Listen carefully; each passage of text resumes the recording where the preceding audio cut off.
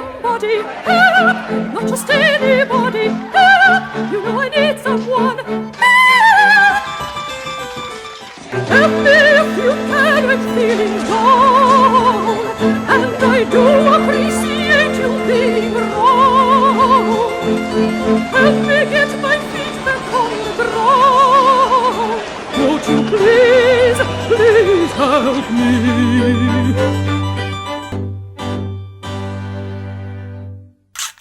¿Vos qué edad tenías cuando pasa 2001 y cómo es que surge la idea de escribir sobre él? Yo en 2001 tenía 22 años y estaba terminando de cursar comunicación social. Recuerdo que casi perdemos el año a partir de los paros y la movilización por el recorte de julio del 13%. Casi no empezamos el último trimestre, el segundo semestre, digamos, de 2001, que empezamos como a fines de septiembre, esas materias. Y el trabajo lo empecé a hacer por 2004, de alguna manera influenciado por un libro que se llama Decíamos ayer, de Eduardo Blaustein y Martín Zubieta, sobre la prensa gráfica durante la dictadura, un trabajo meramente documental. Y empecé a hacer una investigación. Ya en esa época era mucho más simple acceder a la documentación de esa época porque estaba todo digitalizado. Entonces empecé a hacer una recopilación, 2004, 2005, que recopilé, miré, seleccioné, y tal cual estaban las notas de los medios, que principalmente me apoyé en La Nación, Clarín y Página 12, y iba hacia las provincias cuando había un hecho puntual, caso Entre Ríos, Córdoba, Mendoza, Rosario, y lo dejé ahí.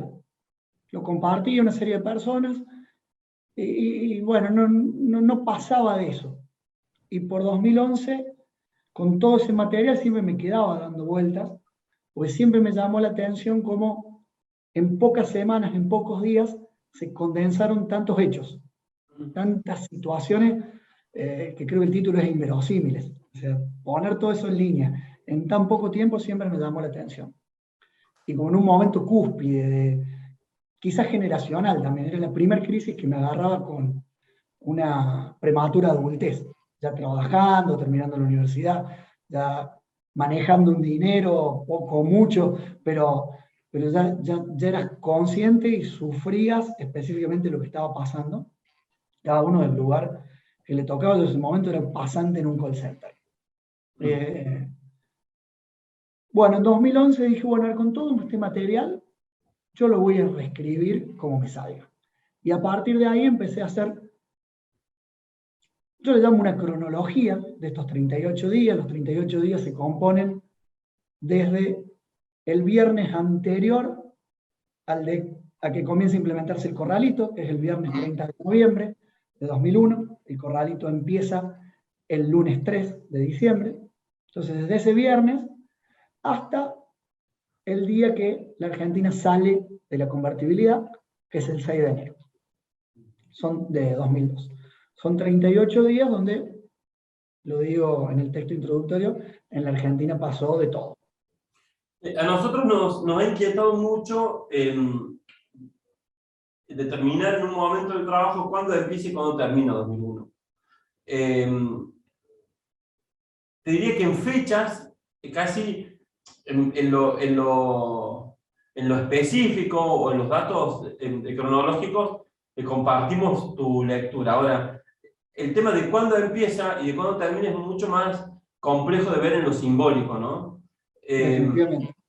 La psicología de los 90 termina con 2001. Exacto, exacto. Pero entonces 2001 empieza quizás con la asunción de Menem o quizás con la crisis del 89, y termina quizás con la asunción de Kirchner, quizás con la asunción de Macri. Es como muy difícil determinar eso, y quizás no termina tampoco, quizás no terminó. ¿Por qué esos 5 días antes del corralito elegís como comienzo, y por qué elegís como final esos días posteriores o el momento en el que cae la convertibilidad? Y te pido que hagas el ejercicio de lo que pensaste en aquel momento, capaz, por más sonso que parezca, digamos, está bueno ese momento en el que una persona que escribe un libro dice, che, esto tengo que empezarlo acá y esto tengo que terminarlo acá. ¿Qué fue lo que te determinó ahí? El hecho que dispara ese primer día que yo tomo, ese 30 de noviembre, es una corrida que es cambiaria, más que una corrida cambiaria, una fuga de capitales que venía ya acelerada y que se acelera muchísimo más ese viernes.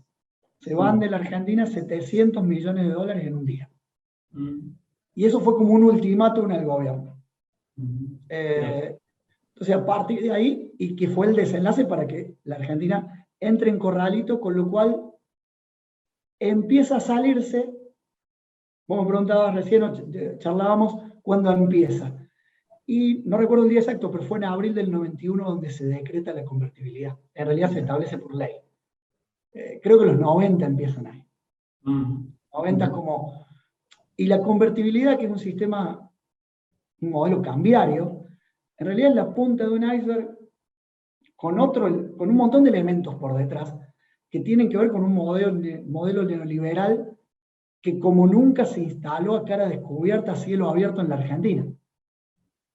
Por primera vez se instaló un modelo de consumo que eso llega hasta hoy, sea un gobierno centro-izquierda, centro-derecha, como que el acceso a consumo casi no se puede poner en discusión. Y eso mucho tiene que ver con los 90. Entonces, y esos 90 son el libre mercado en la Argentina, ese neoliberalismo que hablaba recién. Y las restricciones sobre los depósitos es como una medida concreta contra ese libre mercado.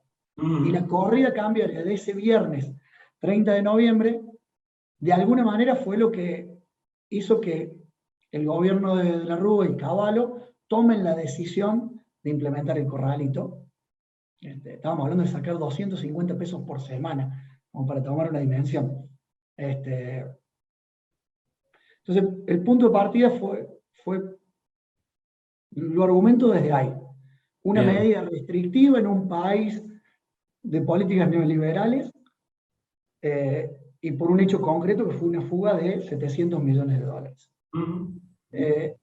Y el cierre justamente porque es la salida de ese modelo cambiario, un modelo cambiario que traía de por sí todo un modelo neoliberal de fronteras abiertas para empresas multinacionales, que apostaba mucho más a la inversión extranjera, que a ciencia cierta casi no se dio, o se dio en algún momento y después cuando, creo que fue a partir de la crisis de México, el efecto tequila, que los mercados que fueron tan emergentes con la Argentina privatizadora de Menem, se empezaron a cerrar. Bueno, el 6 de enero, cuando con Duhalde, Remes Lenikov, el Congreso establece la salida de la convertibilidad, de un dólar flotante, en ese momento 1.40, que en un par de semanas llegó al 3-1, 3 pesos, un dólar, creo que es el final de esa etapa en términos económicos. En términos políticos sí se arrastra, creo, hasta la asunción de Kirchner. En estos 38 días,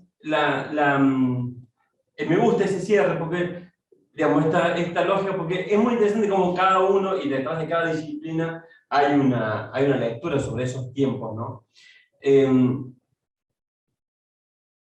Y también creo que en esto que planteas vos sobre abril del 91, como comienzo de la convertibilidad, ahí hay una cosa de esa lógica del consumo, que es lo que entra en crisis tan contundentemente con el corralito, pero en realidad lo que hemos visto es que entra en crisis mucho antes, ¿no? Los primeros movimientos piqueteros, las primeras acciones en contra de esa lógica del consumo y del neoliberalismo son el 94 y antes también, ¿no? Sí, creo que en el 96 se empiezan a intertagar los... Bueno, ahí ya se hace más contundente. Y en términos estadísticos, a mediados del 98 la Argentina entra en recesión. También hubo como un goteo, ¿no? El sistema iba expulsando, los primeros fueron los despedidos.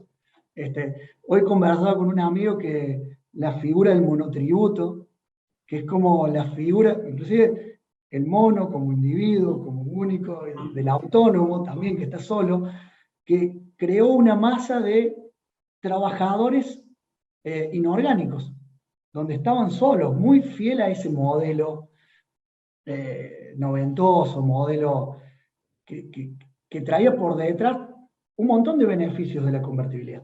Veníamos de una hiper en el 89, en el 89 hubo 3000% de inflación anual. O sea, para dimensionarlo, parece imposible que estemos vivos después de eso.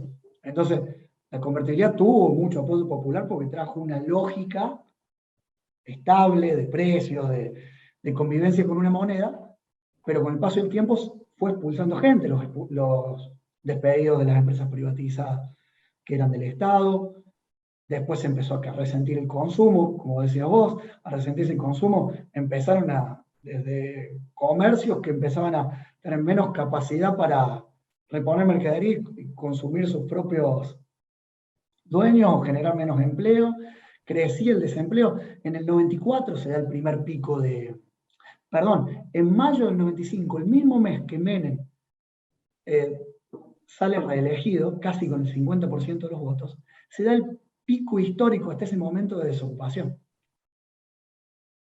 En el mismo momento. Y me parece que es toda una señal de los que estaban adentro del sistema no mirar al que no estaba adentro. Entonces, en un momento, había todo ese movimiento piquetero, voy a decir, sí, ya la luz estaba en el año 96, pero claramente se venía gestando desde antes.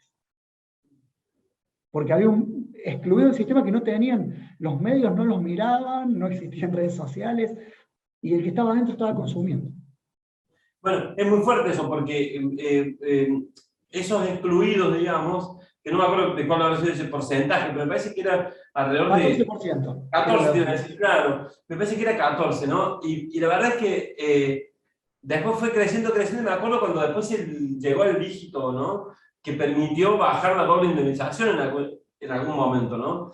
Pero en esto que planteas vos, es muy fuerte como el tiempo previo a los 38 días es el de la caída constante, diaria, semanal, mensual de gente del sistema. Dentro de tu reconstrucción de los 38 días, hay un momento en el que esos no vistos, esas sombras, salen por primera vez. ¿Es el 19 y 20 o es antes? ¿Cuándo es? Ya venía habiendo algunos cacerolazos, porque la caída del consumo era muy fuerte. Ya había algunas insinuaciones de algunos sectores del empresariado local que venían haciendo un lobby fuerte para un cambio de modelo económico, porque también les convenía, porque estaban endeudados en dólares. O sea, Claro. no solo estaban los excluidos pujando por un cambio, había una grieta económica de poderosos también en esos días. Como empiezan a correrse primero algunos intentos de saqueos, 12, 13 de diciembre, Rosario, Mendoza, Concordia. Y había algunas manifestaciones, pero relativamente aisladas. La manifestación masiva se expresa con el estado de sitio. Una sociedad que esperaba un gesto de autoridad, un gobierno claramente ya no lo tenía, hacía mucho que no lo tenía,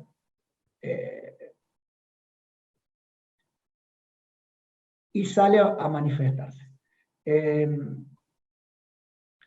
Creo que también durante muchos años, y esto lo revisé entre una edición y otra del libro, se nos instaló la figura del movimiento espontáneo, y creo que también es fiel a la mirada de lo que dejó esa época del mensaje de la antipolítica. ¿Hasta qué punto fueron espontáneos? ¿Por qué no un ciudadano no afiliado directamente a una lógica política no puede tener un hecho político? Y fue un hecho político, sin duda que lo fue. Sí, tal cual. De hecho, hay como un desprecio del político profesional a esas expresiones políticas tan contundentes que se vieron en esos días. en ese contexto hay una cosa de tu libro que a mí me intriga mucho, intuyo la respuesta, pero me intriga y me gustaría que me lo digas vos, que es, vos ahí metés algunos diálogos que van acompañando la noticia dura, ¿no? Algunos son diálogos que son entre personajes políticos, como el diálogo entre De la Rúa, me parece que hay un diálogo con De la Rúa, Cavallo y Mestre por ahí. Esos diálogos, ¿los pudiste reconstruir? ¿Salieron en los diarios en aquel momento? ¿Son una ficción? La mayoría está documentado. Bien. En algunos casos hay una construcción en función de la información que Bien. había alrededor y me tomé la licencia de ponerlo en diálogo, como para darle otro dramatismo a la saga del libro. ¿Y qué diálogo? ¿Esos diálogos entre Cavallo y De la Rúa salían en los diarios, digamos, o eran reconstrucciones? Porque en esa época eso también... salía, la mayoría salía documentado. Recuerdo puntualmente un diálogo que yo reconstruyo, porque no salía específicamente palabra por palabra, entre presiones que le hizo Aznar a Duhalde, o una conversación entre Rodríguez Sá y Bush. Pero son los menos, la mayoría del libro está a partir de la documentación que estaba pública. Y en relación a lo que pasaba en la población, los movimientos que se iban organizando, en algunos diálogos, porque una de las cosas que nos ha atravesado a nosotros es justamente tratar de reconstruir y de respetar lo que pasó en el corazón de la gente, digamos, y en el estómago de la gente, hubo amor en 2001, sí hubo amor, hubo militantes que se conocieron, que se enamoraron y que se acercaron en ese contexto, digamos. En relación a esas cosas, ¿pudiste acceder a material? ¿Hablaste, entrevistaste a gente o con el tiempo pudiste hablar con gente que haya vivido ese momento desde la militancia? He hablado, en algún punto, sobre todo algunos que han puesto el cuerpo. Me pasó cuando estuvimos en tu programa con Mariano Pacheco, Claro. que de alguna manera él contaba en primera persona cosas que yo había puesto en el libro de manera documentada. Y me interpelaba, decía, che, ¿qué autoridad tengo frente a una voz así? Obviamente que la autoridad la tenemos, podemos hacerlo, y cada uno lo hace con el rigor y la profesionalidad que puede o desea. Pero claramente hay personas que estuvieron mucho más atravesadas. Bueno, pero sin embargo en este caso hay una cosa interesante del periodismo que haces vos, sobre todo esta idea, ¿no? de que eras muy chiquito y te animás a hacer esa recopilación, y yo lo veo 20 años después, para nosotros tu trabajo es como clave, porque nos permite justamente, casi diría que sin algunas partes de tu trabajo sería imposible para nosotros organizar 20 años después la memoria, digamos. Es tremenda la memoria. Porque aparte la memoria nos habla de 2001 y no nos habla del 90. Y la memoria nos habla de 2001 en términos políticos. Ahí sí también hay una intencionalidad antipolítica. Y no nos habla de los actores económicos que había pugnando en ese momento. Entonces, hay una memoria que está construida también por los medios, por los símbolos culturales de la época y lo que se construyó después. Se han hecho películas al respecto y que construyen nuestro repaso hacia atrás. Y es todo un tema volver a esos días. A mí soy feliz si me soltas en una hemeroteca, si todos los días pasas un par de horas en una hemeroteca, lo disfrutaría muchísimo. Hay una cosa muy fuerte también en tu trabajo, que también se podría aplicar en el de Blastein, y es que en ese tiempo el medio de comunicación es, por lo que sea, una herramienta confiable, digamos. El título de Clarín es un título al que uno le daba un valor de verosimilitud que hoy no se lo podemos dar, digamos. Y eso es fuerte también, porque es como que el vínculo de la sociedad con los medios de comunicación empieza a romperse ahí y termina rompiéndose con Costec y Santillán, ¿no? Sí, sí, definitivamente.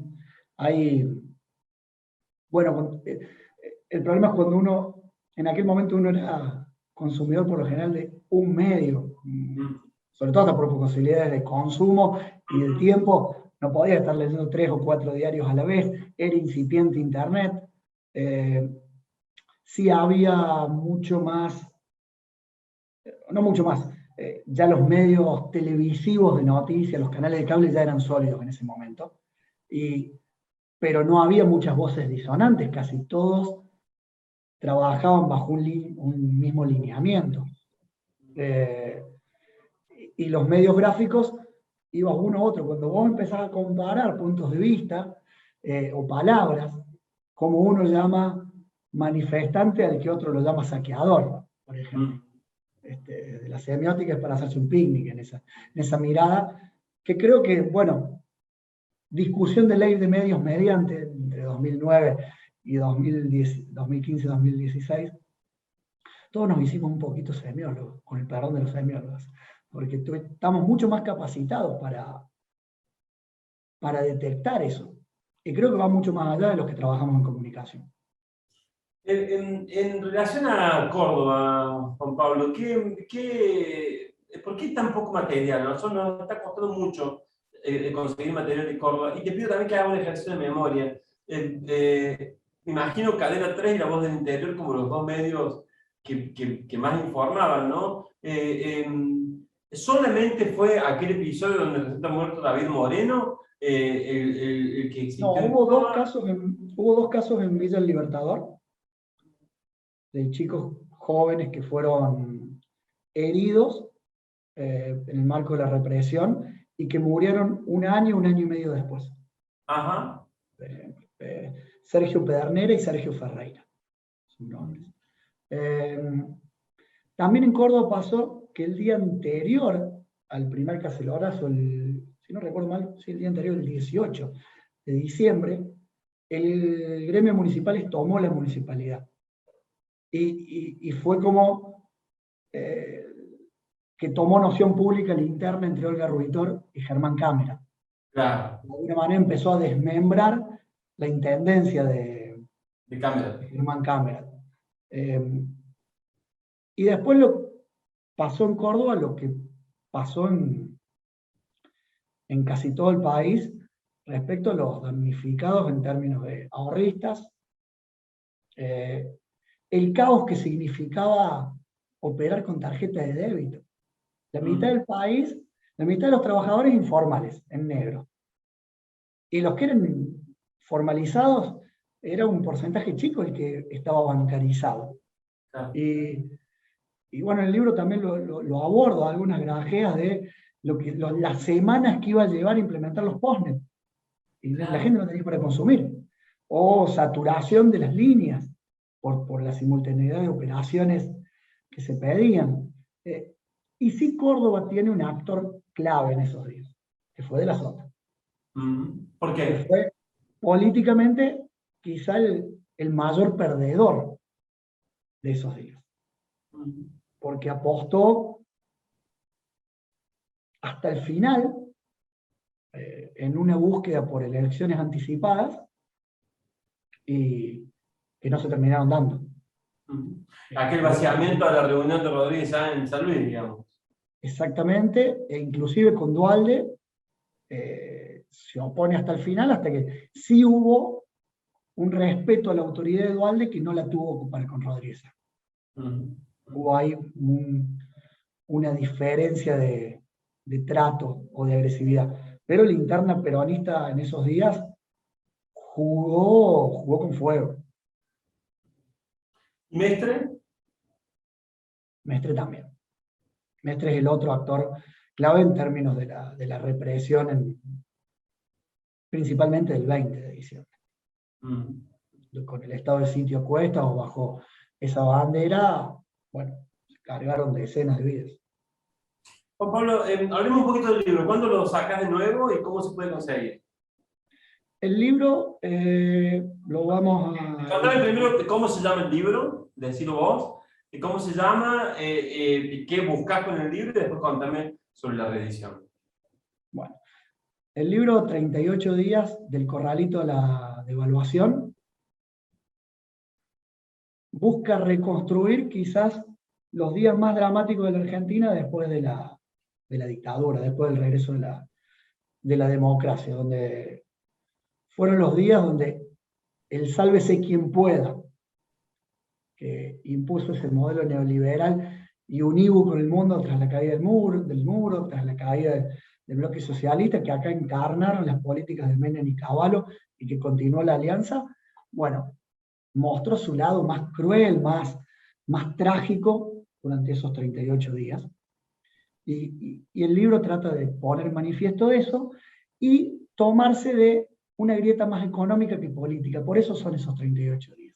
Y no termina ni con la renuncia de la Rúa, ni con la asunción ni renuncia de Rodríguez Sá, ni con la renuncia de la asunción de Duhalde, sino que sigue 4 o 5 días más, porque creo que lo que estaba en puja ahí era un modelo económico, un modelo de intereses.